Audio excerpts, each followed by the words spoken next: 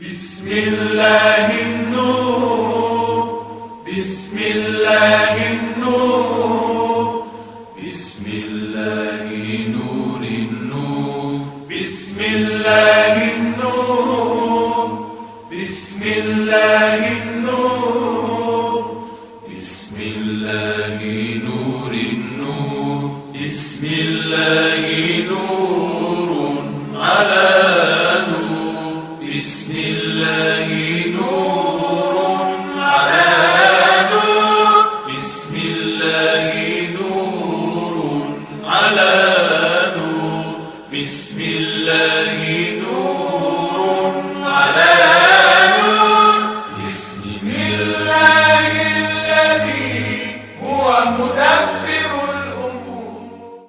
کسی بھی چیز کی بنیاد قائم ہو، عمارت کی بنیاد بھی جس پر قائم ہے اس کو عقیدہ کہتے ہیں. یہ عمارت جو ہے وہ عقیدے پر قائم ہے. بالکل صحیح. اور کسی کے ذہن میں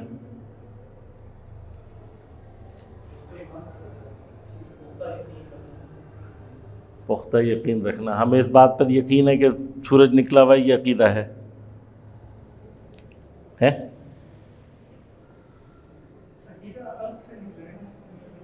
کیا بات ہے تمہاری؟ عقیدہ عقد سے نکلا ہے.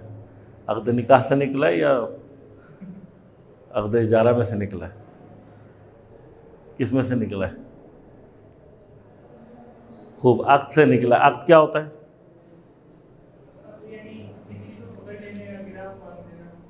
Very good. عقد کا معنی ہوتا ہے کسی چیز کا گرہ. کیوں کانٹریکٹ کو عربی میں عقد کہتے ہیں؟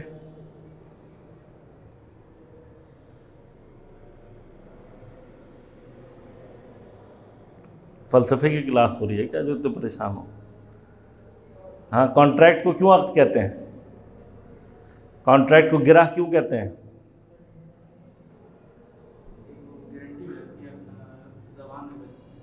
مثلا چلو اور احسنت. دو طرف ہیں کانٹریکٹ کی، ایک خریدنے والا ایک بیچنے والا، ایک اجارے پہ دینے والا ایک اجارے پہ لینے والا. ہاں، یہ دو طرف جو ہوتے ہیں یہ جیسے گرہ دو سروں کو آپس میں باندھ دیتی ہے. دو الگ الگ سرے تھے، گرہ کا کام کیا ہوتا ہے انہیں آپس میں باندھ دیتی. اسی طرح سے عقد یعنی کانٹریکٹ کیا کرتا ہے؟ وہ دو افراد کے جو ابھی تک آزاد تھے کانٹریکٹ کے ذریعے سے انہیں کیا کرتا ہے؟ ایک خاص اسپیسیفک شرائط اور اسپیسیفک کام کے لیے کیا کر دیتا ہے؟ انہیں باندھ دیتا ہے، ملا دیتا ہے. اس لیے عقد کانٹریکٹ کو جو عقد کہتے ہیں اس لیے کہتے ہیں کیونکہ وہ ایک طرح کی دو طرفوں کے درمیان میں ناٹنگ ہے، ایک دوسرے کو باندھنے کے مراد ہے، اس لیے اس کو کہتے ہیں عقد. خوب سمجھ میں آ گیا یہ ہمیں کہ عقد کا یہ معاملہ ہے. اب عقد سے عقیدے کا کیا تعلق ہے؟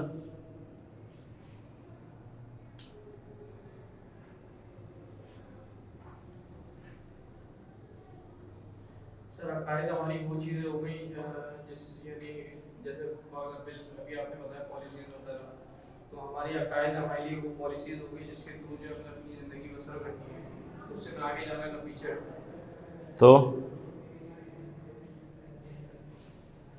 تو یہ بھی ایک طرح کی گرہ ہے، یہ کہنا چاہتے ہیں؟ اسی سے منسلک ہو گئی. کس سے؟ جو کانٹریکٹ جیسا آپ نے بھی بتایا، جیسا دو بندوں کے درمیان کانٹریکٹ ہے اس طرح سے ہو سکتا ہے بندے اور خدا کے درمیان میں بھی کانٹریکٹ ہو. ایسا ہی ہے نا، یہ ہو سکتا ہے بندے اور خدا کے درمیان میں بھی کانٹریکٹ جیسی کیفیت ہو اور اسی کانٹریکٹ جیسی کیفیت کا نام کیا ہو؟ عقیدہ ہو. ایسا ہی ہے، ہو سکتا ہے. کلاس کا نام جو ہے نا وہ سناٹا ایک رکھنا چاہیے. اس کلاس کا نام ہونا چاہیے سناٹا ایک. ہاں جی، کیا ایسا ہے؟ عقیدے کا معنی یہ ہے کہ ہم خدا سے کسی کانٹریکٹ میں مثلا اگر میں نے نہیں کیا وہ کانٹریکٹ تو بس پھر فارغ، کوئی مسئلہ نہیں ہے. اس کا یہ معنی ہے.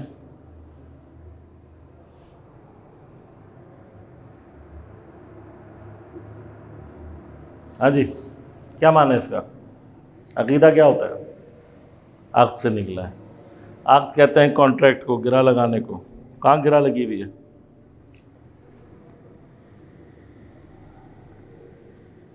اس وقت تو ایسا لگ رہا ہے زبانوں پہ لگی ہوئی ہے، آواز ہی نہیں نکل رہی. پہلا روزہ ہے.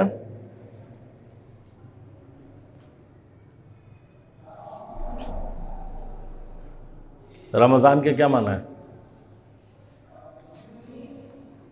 زمخشری کہتا ہے رمضان کے دو معنی ہیں. ایک معنی ہے رمضان کا مطلب گرمی کے بعد خزاں کی وہ پہلی بارش کہ جو گرمی کے اثر اور گرد و غبار کو دھو دیتی ہے، یعنی تر و تازگی لاتی ہے. دوسرا معنی کیا ہے؟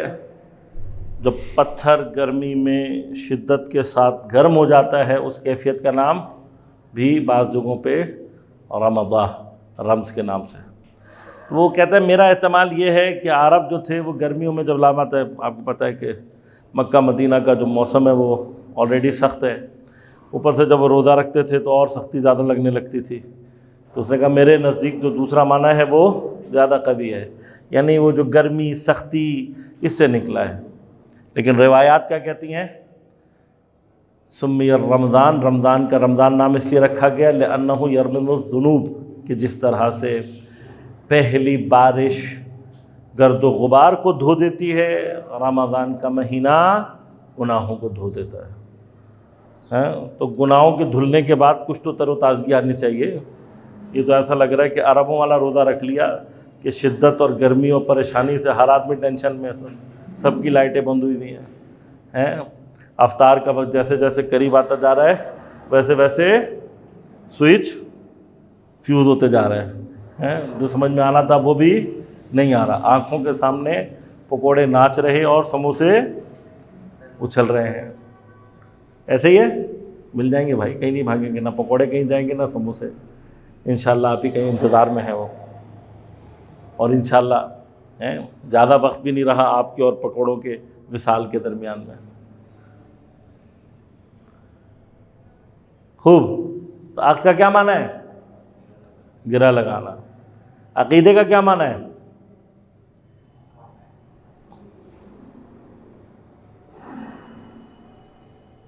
عقیدے کا معنی ہے پکوڑے کو چٹنی کے اندر ڈبو کے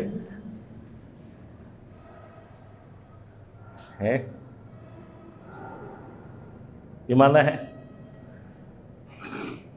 کیا معنی ہے بھیا؟ جی بھائی کچھ سمجھ میں نہیں آ رہا ہے. شربت کے گلاس اس پر نظر آ رہے ہیں. سب مل جائے گا بھائی، کیوں پریشان ہو رہا ہو یار؟ سب ملے گا انشاءاللہ. ہاں جی، کوئی نتیجہ نہیں نکل رہا بظاہر.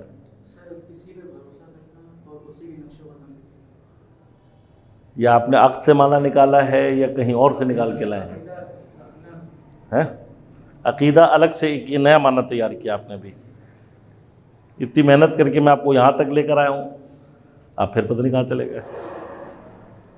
شاید آپ کی بات صحیح ہو لیکن جو لفظ ہے اس سے نکالے. آپ گرہ کو کہتے ہیں. خوب. گرہ کیا ہر جگہ صرف باندھنے کے معنی میں آتی ہے؟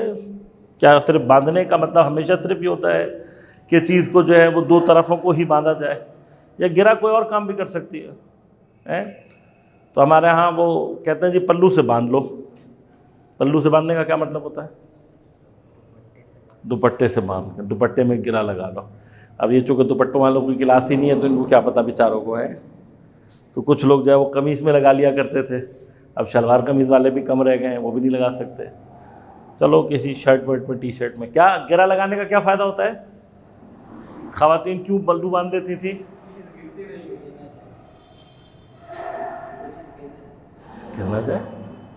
اپنے دوپٹے میں کونے میں بعض ہوتے وہ لگا لیتی تھی گانٹھ. گرہ کیوں لگاتی تھی؟ کیا مقصد ہوتا تھا اس کا؟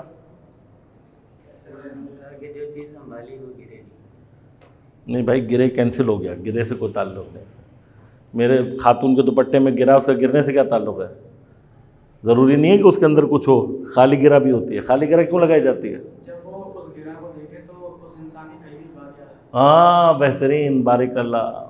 گرہ کا مقصد کیا تھا؟ خواتین کیا کرتی تھیں پرانے دور میں، جو سلیقہ شعار ہوتی تھیں، اس زمانے میں اسٹیکی نوٹس کا زمانہ نہیں تھا، تو کیا کرتی تھیں کہ جب بھی کوئی ایسی اہم بات ہوتی تھی جسے وہ چاہتی تھیں کہ نہ بھولیں تو وہ اپنے دوپٹے میں ایک گرہ لگا دیتی تھی.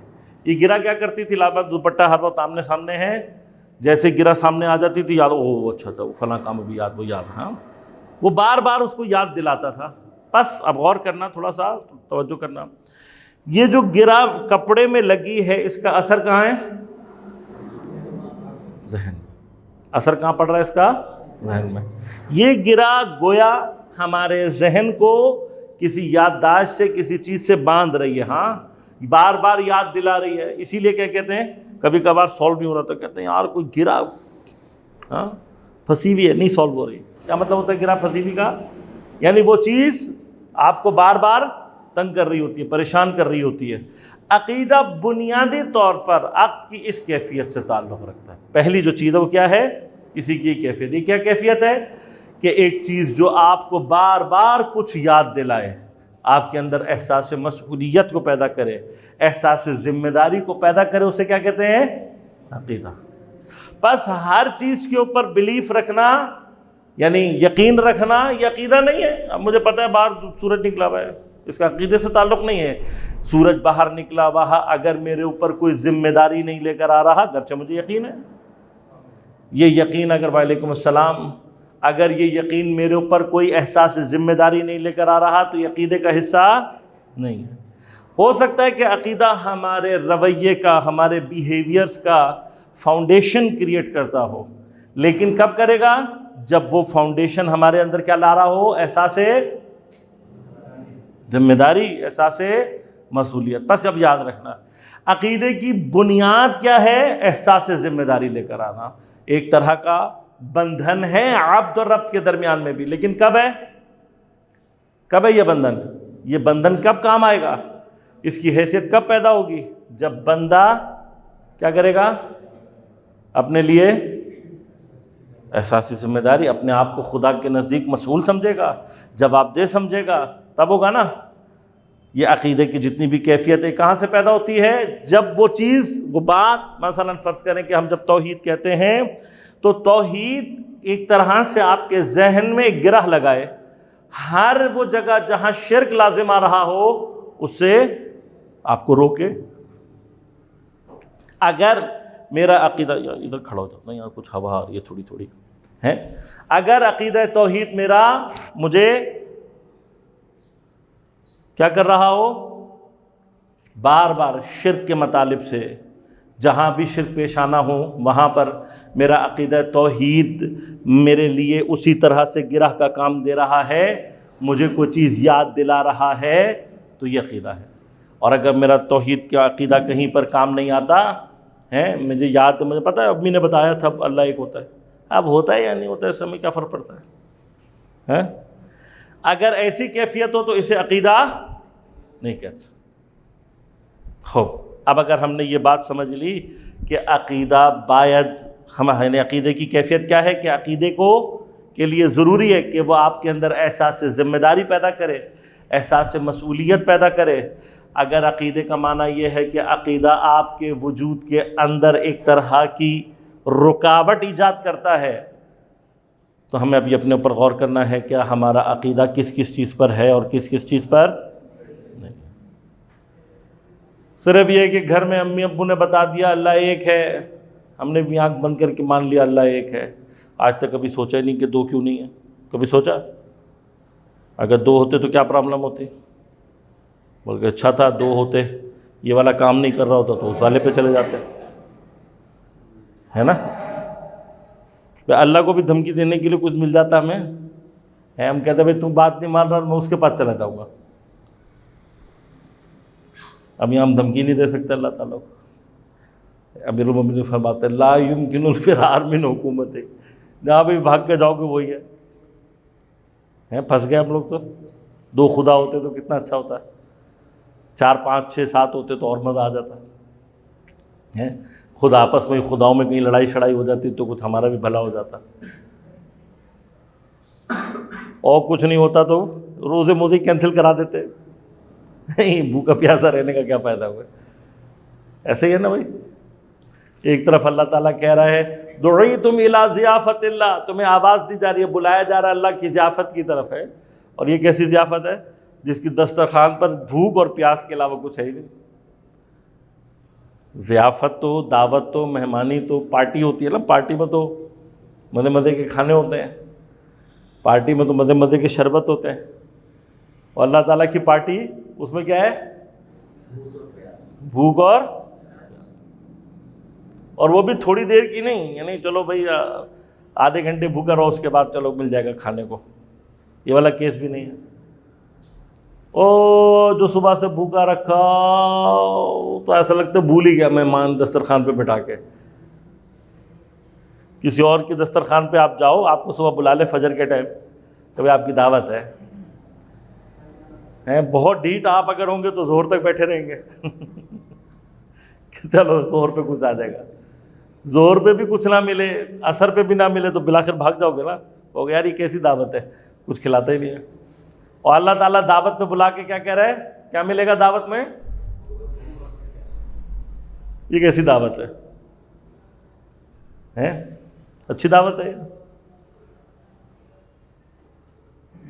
بیچارے مجبور ہیں، کیا کریں، مسلمان لوگ ہیں، چاہے بھوک اور پیاس سے حال برا ہو پھر بھی کہہ رہے ہیں اچھا ہے.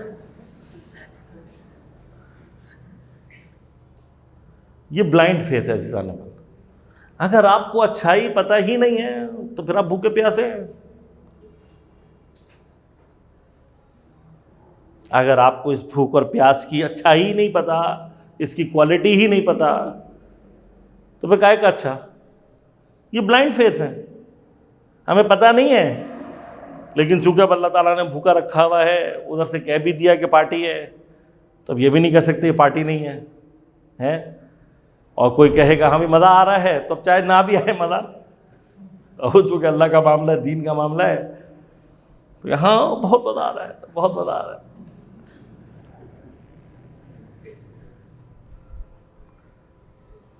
چاہے اندر سے آتے جو ہیں وہ کیا کہہ رہی ہوں گی، لیکن کیا کریں، دین کا معاملہ ہے بھائی، اللہ کا معاملہ ہے. ہم نے کہہ دیا مزہ نہیں آ رہا تو اللہ ناراض ہو جائے گا. اب ویسے ہمیں اللہ کی ناراضگی سے ڈر لگتا ہو یا نہ لگتا ہو، ان چھوٹی چھوٹی باتوں میں بہت ڈر لگتا ہے ہمیں. ویسے جائیں گے پتہ نہیں غیبت کر کے گناہ کبیرہ کرتے پھریں گے، جھوٹ بول کے گناہ کبیرہ کرتے پھریں گے، لوگوں کی دل آزاری کریں گے، چوری کریں گے، سارا کچھ کر لیں گے، وہاں پہ اللہ سے ڈر نہیں لگتا.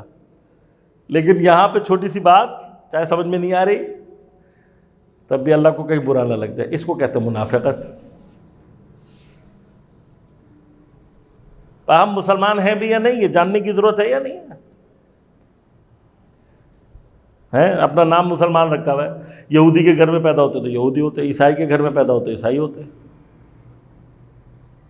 ہندو کے گھر میں پیدا ہوتے ہندو ہوتے ہیں، وہابی کے گھر میں پیدا ہوتے وہابی ہوتے. تو کیا تیر مار لیا آپ نے سید گھرانے میں، شیعہ گھرانے میں پیدا ہو کر؟ ہاں جی، کیا تیر مارا ہے بھیا؟ تراویح نہیں پڑھی ہیں؟ تراویح وغیرہ نہیں پڑھی، خرابیاں نہیں پڑھی؟ نہیں سمجھا میں بات آپ کی. تراویح وغیرہ نہیں پڑھی. تو ہمارا تراویح سے محروم رہ گئے اتنی بڑی عبادت سے آپ. البتہ مسئلہ نہیں ہے، یہ مسجد فاروق اعظم میں ہوتی ہیں، آپ کو فری آفر ہے. میں تو 4 سال پڑھی ہے تراویح، کیریٹ کالج میں تھی ہم لوگ جیسے زمانے میں، کلاس 7 8 میں. اس زمانے میں رمضان جو ہے وہ اسکول ڈیز میں ہی پڑھتا تھا، تو ہمیں کیریٹ کالج میں جب ہم تھے لازمہ تو روزہ تو رکھنا تھا، روزہ رکھنا تو رات کو تراویح بھی پڑھنی تھی. میں نے ایک دن اپنے استاد سے کہا، میں نے کہا سر ہمارے یہاں نہیں ہوتی، وہ بھی شیعہ تھے مسرور حسین نقوی نام تھا، بڑے اچھے آدمی تھے. میں نے کہا سر آپ کو تو پتہ ہے ہمارے یہاں تراویح نہیں ہے. کہنے لگا مجھے پتہ ہے، تم فرادہ کی نیت سے پڑھ کر اپنی سنت نماز میں کہا لے بھائی، وہ کیا کہتے ہیں گھر کا بیدی لنگا ڈھائے، ان کو سب پتہ ہے. بڑی میں نے کوششیں کی، نہیں چھوڑتے تو میں 4 سال پڑھی تراویح، مجھے پتہ ہے کتنا مزہ آتا ہے تراویح. تو کیا کرتے، کیریٹ کالج تھا، نہ پڑھتے تو مرغا بنا دیتے، تو آدھا گھنٹہ مرغا بننے سے اچھا تراویح پڑھ لو. ہاں تو بھیا کیا ہوا، شیعہ گھر میں پیدا ہو گئے تو شیعہ ہیں، اللہ امی ابو نے یاد دلا دیا، کلمہ یاد کر لیا، پتہ ہوتا کچھ نہیں ہے، اللہ ہے نہیں ہے پتہ نہیں، اور پھر ہر کام کرتے ہوئے کہیں اللہ یاد نہیں آتا ہے۔ جب یہ پوچھو کہ ہاں بھائی روزہ مزہ آ رہا ہے یا نہیں آ رہا، تو چاہے مزہ نہ بھی آ رہا تب بھی یہاں ڈریں گے اللہ تعالیٰ سے کہ پتہ نہیں اگر میں نے کہہ دیا مزہ نہیں آ رہا تو اللہ تعالیٰ فوراً آسمان سے پتھر میرے اوپر نازل کر کے مجھے ہلاک کر دے گا۔ اسی وجہ سے کیا ہوتا ہے، جب ہمارے اندر کانفلکٹس ہوتے ہیں تو ہمارے وجود سے کبھی بھی کسی بھی شے کا پازیٹیو جو اثر ہے وہ ظاہر نہیں ہوتا۔ اب ہو سکتا ہے کہ ہم ویسے بھوک اور پیاس کے بہت سارے یعنی اخلاقی اعتبار سے اور بہت ساری چیزوں کے حوالے سے گفتگو کر سکیں، پتہ ہونا چاہیے بھوک کا کیا فائدہ ہے۔ میرے ایک استاد ہیں سوشلسٹ، سوشلسٹ پتہ کیا ہوتا ہے؟ کیا ہوتا ہے؟ نہیں سوشل ورکر، سوشلسٹ کیا ہوتا ہے؟ اکنامکس کے دو سسٹم ہیں، کیپٹلزم اور سوشلزم۔ سوشلزم جو ہے یہ رشیا، چائنا، جرمنی، فرانس، آدھی دنیا میں اس کی حکومت رہی ایک زمانے میں۔ کیپٹلزم کے مقابلے میں سوشلسٹ فلسفی یہ وہ کہتے ہیں کہ سب کچھ گورنمنٹ کے ہاتھ میں رہے، کوئی پرائیویٹ پراپرٹی نہیں، کچھ نہیں، اور گورنمنٹ جو ہے نا وہ لوگوں کی تنخواہیں جو ہے نا وہ ایکولی وہ کرے تاکہ غریبوں کا اور مزدوروں کا حق نہ مارا جائے، کیونکہ کیپٹلسٹ جو ہوتا ہے وہ مزدوروں کا استحصال کرتا ہے، ان کے پیسے خود کھا جاتا ہے۔ سوشلزم کی جو اعتقاداتی بنیاد ہے وہ کمیونزم پر ہے۔ کمیونزم کیا ہے؟ وہ کہتے ہیں کہ خدا ودا نہیں ہے، بس سب کچھ چل رہا ہے خود ہی سے۔ تو معمولاً اکثر جو سوشلسٹ ہوتے ہیں وہ دہریے قسم کے ہوتے ہیں، مطلب لا دین قسم کے لوگ ہوتے ہیں۔ ہمارے استاد ایسے ہی تھے تھوڑے سے۔ یہ بتانے کی ضرورت اس لیے پڑ رہی ہے آپ کو تاکہ یہ سمجھا سکوں کہ جو کانسیپٹ آپ کو دینے جا رہا ہوں اس کا دین سے کوئی تعلق نہیں ہے۔ میں ان کے گھر گیا تو انہوں نے بڑے بڑے اینٹیک قسم کے آئٹم رکھے ہوئے تھے، دیوار برلن کا ایک چھوٹا سا ٹکڑا بھی انہوں نے کسی نے گفٹ کیا تھا ان کو رکھا ہوتا ہے۔ دیوار برلن کی کیا حیثیت ہے؟ کسی کو معلوم ہے؟ دیوار برلن، برلن وال کیا حیثیت ہے اس کی؟ تو آج پھر کیا بات ہے ایسے؟ پھر کیا ہوا تھا؟ جب وہ ختم ہوئی تو برلن کی جو وال تھی اس کو توڑا گیا تھا۔ تو جب توڑا گیا تھا یعنی دوبارہ سے ویسٹ اور ایسٹ جرمنی آپس میں ملے، یا سوشلسٹ اور کیپٹلسٹ جرمنی آپس میں ایک ہو گیا، یعنی جرمنی دوبارہ سے ایک ہو گیا، تو اس کی جو اصل یادگار ہے وہ کس اعتبار سے کہ برلن میں وہ وال بنائی تھی الگ کرنے کے لیے، پھر اس کو توڑا گیا تھا۔ تو اس کے ٹکڑے جو ہیں وہ سوینیر کے طور پہ لوگوں کے پاس موجود ہیں، بعض ریئر چیز، اس طرح کی بہت ساری چیزیں تھیں۔ اسی طرح انہوں نے ایک مجسمہ رکھا ہوا تھا لکڑی کا، ٹھیک ہے نا، وہ لکڑی کا مجسمہ جو ہے وہ مثلا جیسے یہ بیٹھے ہوئے ہیں، اب یہ سوچنے کا اسٹائل بناؤ ذرا، سوچتے کیسے ہیں علامہ اقبال؟ نہیں ہاتھ کے ذریعے سے ایسے، ہاں ایسے بناؤ، کیا ہو گیا شرما کیوں رہا ہو، ٹھیک ہے نا، ایسے جیسے یہ سوچ رہا ہے۔ تو اس میں کیا بات تھی کہ جو جیسے اس کے یہ گھٹنے کی جگہ زانو اور کونی، یہاں سے اس کی باڈی کے اوپر کے حصے کو سپورٹ دی گئی تھی، اور اس مجسمے میں پیٹ نہیں تھا۔ تو میں دیکھنے لگا اس کو کافی غور سے، تو میرے سر کہنے لگے اس میں کیا خاص بات ہے؟ میں کہا سر دو خاص باتیں، ایک یہ کہ یہ سوچ رہا ہے، اور دوسرا یہ کہ اس کا پیٹ نہیں ہے۔ کہنے لگے ویری گڈ آبزرویشن، پھر ان دونوں کا آپس میں کیا ربط ہے؟ وہ سر ربط میری بھی علم میں نہیں تھا، میں نے بڑا زور لگایا،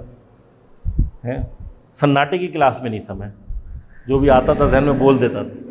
انسان کا پیٹ خالی ہو گیا تو زیادہ سوچتا ہے، ویری گڈ۔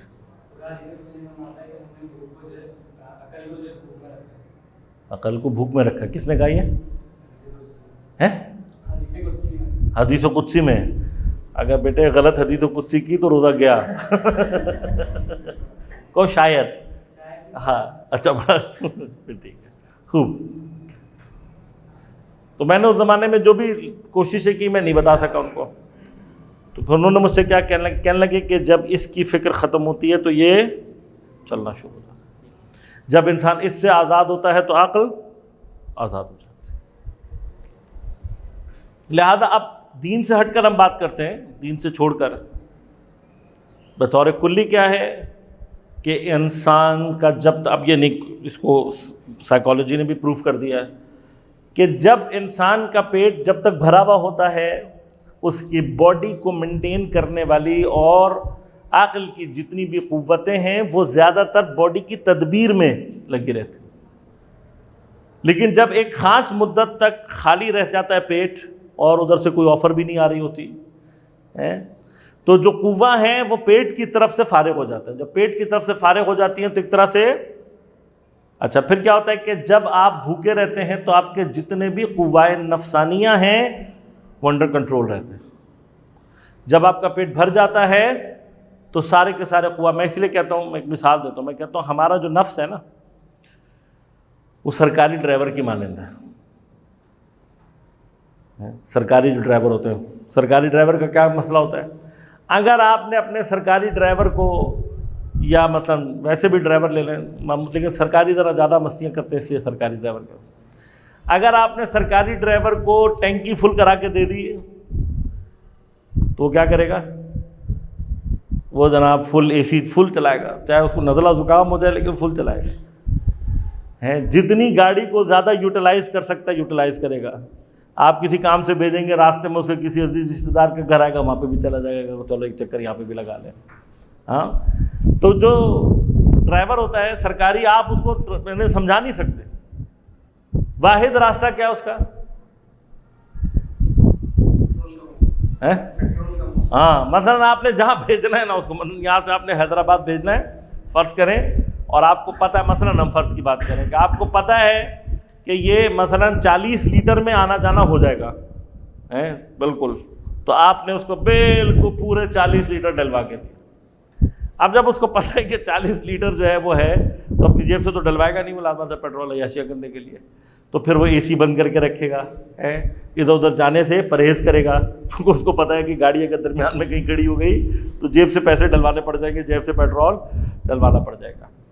تو اب غور کیجیے گا، جب اس ڈرائیور کو، اب ڈرائیور کو آپ سمجھا نہیں سکتے، صرف کیا کر سکتے ہیں؟ کنٹرول کر سکتے ہیں. سمجھانے سے نہیں آتا.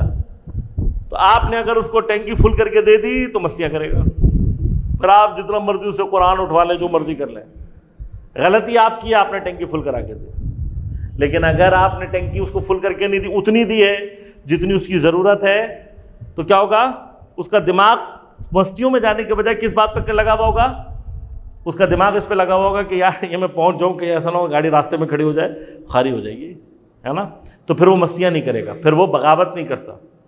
ہمارا نفس بالکل اسی طرح سے ورک کرتا ہے. اب اس کا تعلق مذہب سے نہیں ہے، اس کا تعلق دین سے نہیں ہے، یہ آپ کو سائیکالوجی میں مل جائے گا، دوسرے مذاہب میں مل جائے گا. فلاسفہ نے بھی اس کو، جن کا دین سے کوئی تعلق نہیں ہے، ان سب نے ایک نتیجے پہ پہنچا. وہ کہتے ہیں کہ نفس کا کیا ہے، جیسے ہی آپ نے یہ ٹینکی فل کی، ٹینک فل ہوتے ہی نفس کیا ہو جاتا ہے؟ مستیوں پہ اتر آتا ہے، بغاوت پر اتر آتا ہے. پھر آپ کے سمجھانے سے نہیں، یہ غلط فہمی ہے آپ کی کہ آپ نے ٹینک فل کیا اور پھر نفس آپ کے قابو میں رہا، ایسا نہیں ہوتا. لہذا غور کیجیے گا، جیسے ہی ہمارا پیٹ بھرتا ہے نفس شیطان کی بہترین سواری بن جاتا ہے. کون انجوائے کرتا ہے پھر؟ ہمارے اوپر بیٹھ کے شیطان انجوائے کرتا ہے. سمجھ میں آئی آپ کو؟ لہذا روایات میں جو آپ کی باتیں سمجھ میں آتی ہیں، فرمایا کہ اللہ کے نزدیک، جو بعض روایت کے الفاظ تقریباً اس معنی میں ہیں کہ مغبوض ترین شے اللہ کے نزدیک کیا ہے؟ ظرف جس کو اللہ تعالیٰ سب سے زیادہ غضب کی نگاہ سے دیکھتا ہے، وہ بھرا ہوا پیٹ. اب آپ کبھی یہ سوچیں بیٹھ کر کہ ہمارا رمضان ہمیں فائدہ کیوں نہیں پہنچاتا؟ اس لیے کہ ہم اپنے روزے کی ابتدا بھی مقبوض حالت سے کرتے ہیں اور انتہا بھی ایسے. سحری ہم ایسے کھاتے ہیں کہ یہ دنیا کا آخری کھانا ہے، اس کے بعد نہیں ملے گا کھانا. میں آخری منٹ تک ایک آدھ گلاس اندر چلا جائے ایسا لگتا ہے اونٹ کی کوہان والا سسٹم اللہ نے لگایا ہوا ہے، کہیں جمع ہو جائے گا اور پھر آہستہ آہستہ آہستہ اس میں سے ہم نکال کے گھماتے رہیں گے. ہاں بھیا، انسان کو اللہ نے اونٹ نہیں بنایا، ٹھیک ہے؟ حتیٰ میڈیکل سائنس کیا کہتی ہے کہ اگر آپ اوور ایٹنگ کر لیں گے سحری میں تو آپ کا روزہ زیادہ سخت گزرے گا. یہ بات ہمارے بعض دوستوں کو سمجھ میں نہیں آتی. اوور ایٹنگ سے روزہ سخت ہو جاتا ہے. کیوں؟ اس لیے کہ دیکھیں آپ اس وقت جو بھی آپ نے کھایا، جیسا بھی کھایا، آدھا چبایا آدھا نہیں چبایا، اول تو ایسا ہو جاتا ہے. پھر اکثر تھوڑا سا بھاری ہوتا ہے، پراٹھے، اوملیٹیں اور پتہ نہیں کیا کیا ہے، اوپر سے ایک لسی کا گلاس بھی چڑھا لیتے ہیں. پھر چائے تو ویسی پینی ہوتی ہے. وہ پتہ نہیں بیچارہ میدا بھی سوچ رہا ہوتا ہے کہ کیا قیامت آ گئی ہے، یہاں سے لسی آ رہی ہے، وہاں سے چائے آ رہی ہے، ادھر سے پانی، ادھر سے پراٹھا. تو میدے کو کیا ہوتا ہے کہ آپ سمجھتے ہیں کہ آپ نے بھر دیا. اب میدے کو کیا ہوتا ہے، جتنا آپ زیادہ بھریں گے اس کو ورکنگ کے لیے کچھ دیر کے بعد دوبارہ پانی کی ضرورت پڑتی ہے. وہ سب تو نہیں مانگتا پانی. جب وہ ٹینشن سے باہر نکل آتا ہے پھر وہ سوچتا ہے کہ بھائی کیا کیا مال آیا ہے. پھر اس کو جب ڈائجسٹ کرنے کے پروسیس میں آتا ہے تو جب آپ نے اوور ایٹنگ کی ہوئی ہوتی ہے تو کچھ دیر کے بعد وہ دوبارہ پانی مانگتا ہے. وہ کہتا ہے ہاں بھائی لاؤ، بھائی پانی لاؤ، ادھر ایسیڈیٹی زیادہ ہو گئی. اب پانی آپ پی نہیں سکتے. تو ہوتا کیا ہے، پھر جلن ہونے لگتی ہے، پھر پیاس لگنے لگتی ہے، پھر حالت بری ہو جاتی ہے. اگر اس کے مقابل پر آپ کی غذا کھانے کا جو طریقہ کار ہے سحری میں وہ صحیح طریقے سے ہو تو آپ کا روزہ بہت آرام دہ گزرے گا، بہت سکون سے گزرے گا. آپ ٹرائی کر کے دیکھ لیجیے. اسی طرح سے افطار ہوتے ہی کیا ہوتا ہے، کئی دن کے بھوکے پیاسے چھوڑ دیے جاتے ہیں. ایسا لگتا ہے کہ آج یہ سارا دسترخوان یہ اکیلے ہی کھا جائے گا، اور 3 گلاس شربت کے پیے اور سارا وہ داستان ختم. لیکن کیا ہوتا ہے، وہ اتنا کھا لیتے ہیں کہ مغرب کی نماز اس کے بعد پڑھنے کے لیے رکوع میں جانا مشکل ہو جاتا ہے.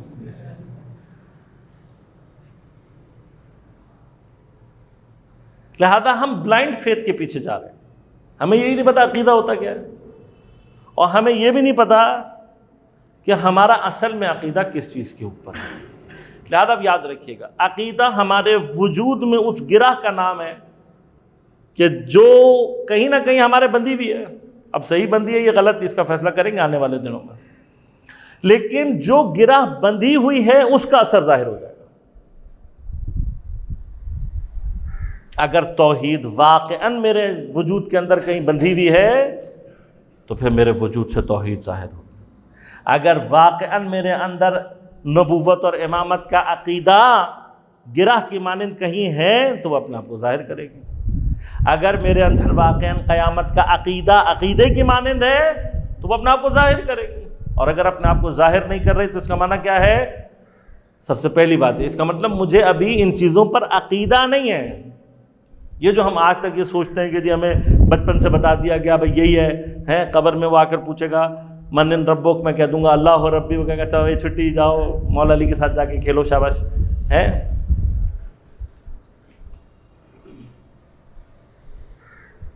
ایسے ہی ہے.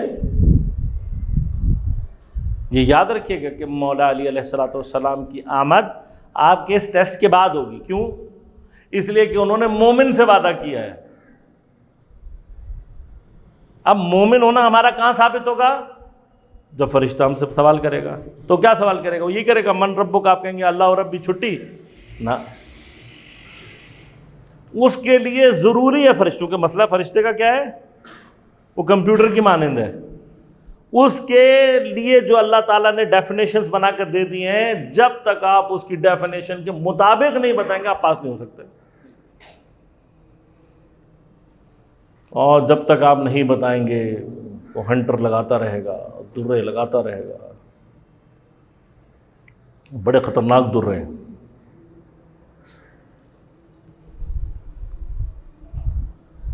اب مسئلہ کیا ہے؟ وہ یہ کنفرم کرنا چاہے گا کہ جس کو آپ نے اللہ کہا ہے یہ ہے کون.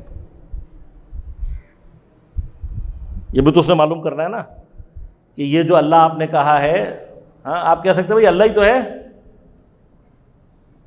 جب ہم نے اللہ کہہ دیا تو بھائی گزر جانا چاہیے.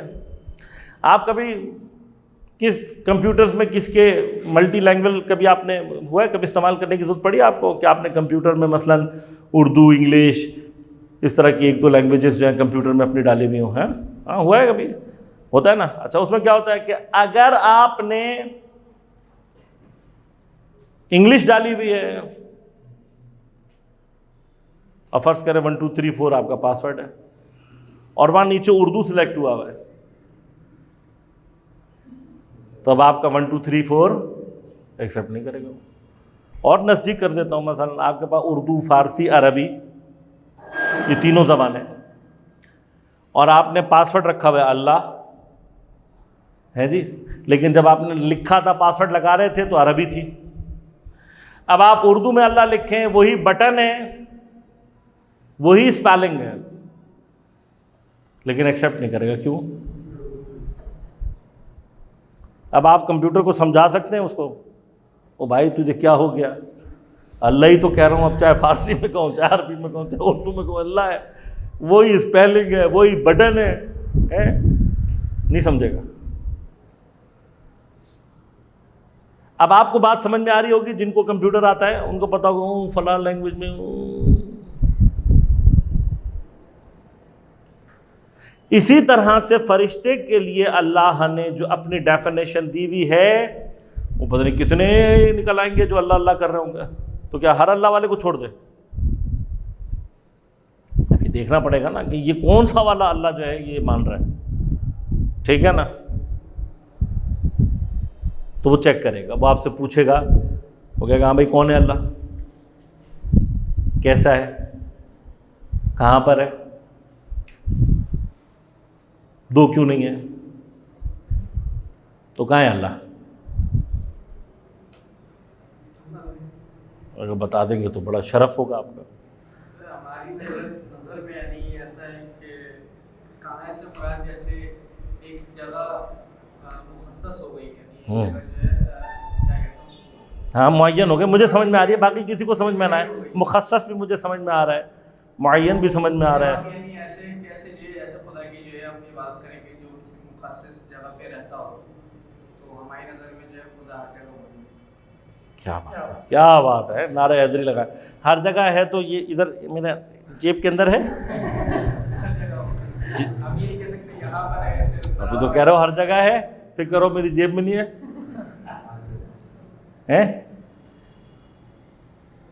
اچھا وہ آیت سنو جس میں اللہ تعالیٰ کہے میں ہر جگہ ہوں. اس نے تو کہا نحن اقرب الیہ من حبل الورید, میں شہرک سے زیادہ نزدیک ہوں. تو ادھر کہیں ہوگا نا, وہ جیب میں تو نہیں ہوگا. اب اگر ہر جگہ ہے, مطلب فرض کرو ہر جگہ, تو میرے اپنے اندر اللہ ہے. پریکٹیکلی کہہ رہے ہیں پھر تھیوریٹیکلی کہہ رہا ہوں, چلو بھائی ہے یا نہیں ہے میرے اندر اللہ میاں, ہے یا نہیں ہے؟ میرے ہر ذرے میں اللہ تعالیٰ ہے, ایٹم میں بھی اللہ تعالیٰ ہے, الیکٹران پروٹون میں بھی اللہ تعالیٰ ہے, کوارٹز پارٹیکل میں بھی اللہ تعالیٰ ہے. تو جب سب کچھ اللہ تعالیٰ ہے تو میں خود اللہ ہوں.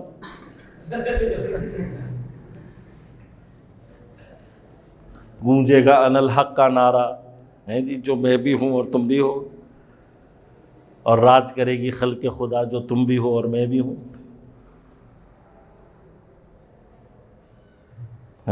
ایسا ہی ہے نا. فیض صاحب کہہ رہے ہیں گونجے گا ان الحق کا نعرہ جو تم بھی ہو میں بھی ہوں, تم بھی اللہ میں ہو میں بھی اللہ میں ہوں. ہاں تو یہ ہر جگہ کہہ دینے سے حل تھوڑی ہوتا معاملہ عزیز من. اگر حل ہے تو کہاں ہے؟ ہاں دکھائی کیوں نہیں دیتا جب ہر جگہ ہے تو؟ کیوں نہیں دکھائی دیتا؟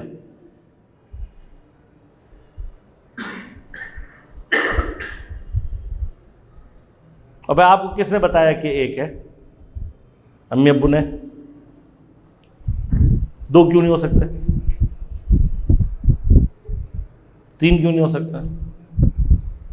ہو سکتا ہے, ہوئی نا, ہم سارے مسلمان ہیں بھی, ہم نے اپنی طرف سے بنا لیا. اس لیے کہ سائنٹیفکلی جو ہے وہ یہ تو بات ثابت ہے کہ آپ نے بت پرستی سے توحید کا سفر کیا ہے. اب یہ کیسے ثابت ہے یہ میں کل کروں گا. آپ بھی اپنا عقیدہ پکا کر کے آئیے گا, اور سحری ذرا کم کھائیے گا, ٹھیک ہے نا. سحری میں بھی کھجور کھا لینا, کھجور کھانا زیادہ فائدہ مند ہے, ٹھیک ہے. 4-5 دانے کھانے لگا کھجور کے, ٹھیک ہے. اور 1 بوٹی کھانا, صحیح بتا رہا ہوں میں. ایک سے زیادہ کھاؤ گے نقصان دہ ہوگا, ایک بوٹی کھاؤ گے تو فائدہ مند رہو. ٹھیک, کل انشاءاللہ ملتے ہیں پھر, ہیں اللہ کو ڈھونڈ کے لانا اپنے ہاں.